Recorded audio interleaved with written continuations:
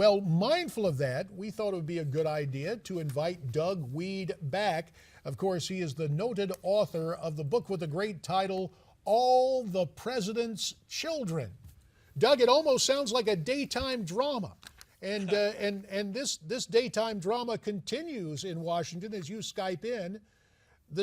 You were talking about forgiving the children of presidents. It doesn't look like this staffer has been forgiven in any way. She decided to walk the plank from her job as the press secretary to, I believe, a Tennessee congressman. Yeah, I imagine, as you served in Congress. She was advised to leave and resign, I imagine. But yeah, there is a double standard. I mean, John McCain didn't resign when he called Chelsea Clinton ugly. That had to be pretty devastating to a young girl at such a vulnerable time in her life.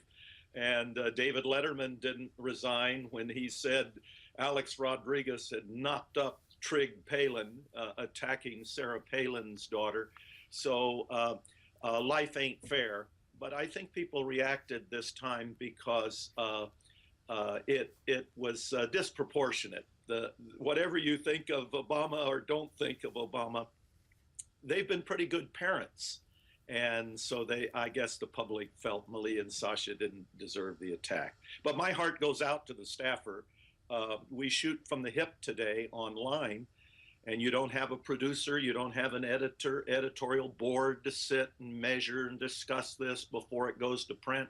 You make that decision and that call yourself, and mistakes are going to be made. So I hope she understands that and keeps it in perspective and goes right on with a great career. Doug, the liberal news networks have given an incredible amount of attention to this particular story. Do you think this media attention is a little somewhat, well, overwrought? Yeah, they obviously have a bias. That's no big secret. And they've got a good story here that works well to them, plays to a large number of people. They've had quite a drought where Obama hasn't been cooperating with them very much in allowing them to provide positive stories. So they finally get a little glimmer of hope here and a story that resonates with the public, and they've jumped in with everything they can to milk it for what they can. It's a rare moment in our day and age, a story that works for Obama. Well, mindful of that, and you have been a candidate for Congress, arguably a historian, as certainly your book, All the President's Children. I mean, you span every administration and the talk of presidents and their progeny.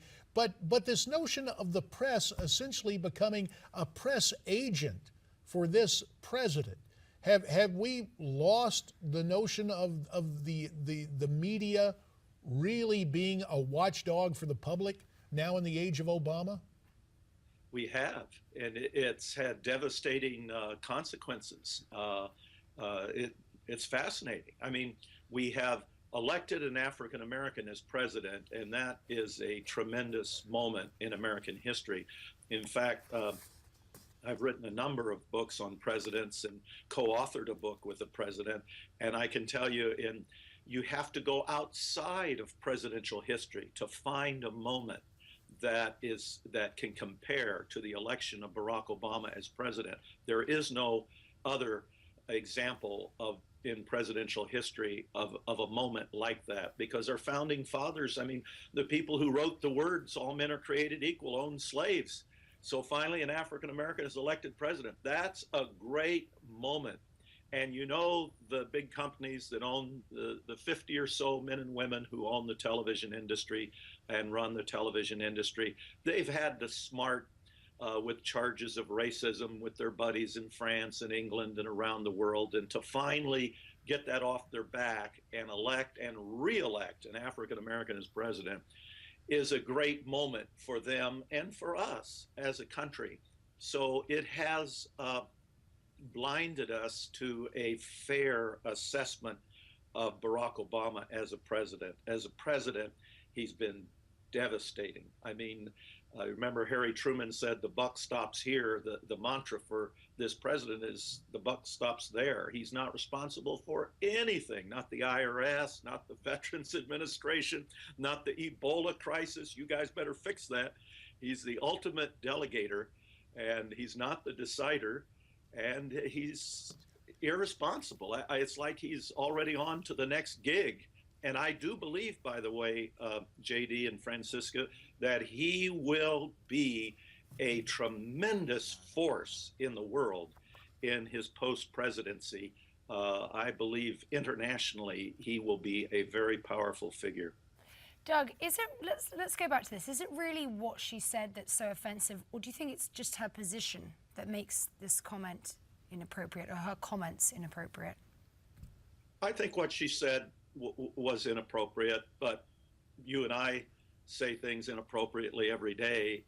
I feel sorry for her. It's tragic that she's caught in the crosshairs, and it is because it's inappropriate. The media can jump on it and have jumped on it disproportionately. But yeah, the Obamas have been good parents. Many of the presidential families in recent years have been very dysfunctional. Even the presidencies we've loved have been very dysfunctional. Here's a mom and dad who provide structure and love and discipline, which is very rare among presidential families. Most of these parents indulge their children because they feel guilty. They've been separated from them all their life. They finally get to the White House. They've made it. And so every toy that comes over the transom, they give to their kids. But they've been good parents, the Obamas. So it was a story that worked for the media, and I think the vast majority of the American people think, well, they've been good girls. They've been careful. And on that note, Doug, we will thank you for your time and remind folks about the book you wrote about the president's children, entitled "All the President's Children," fittingly. Doug Wead, thanks for your time, and America's Forum will continue following this Newsmax Now update.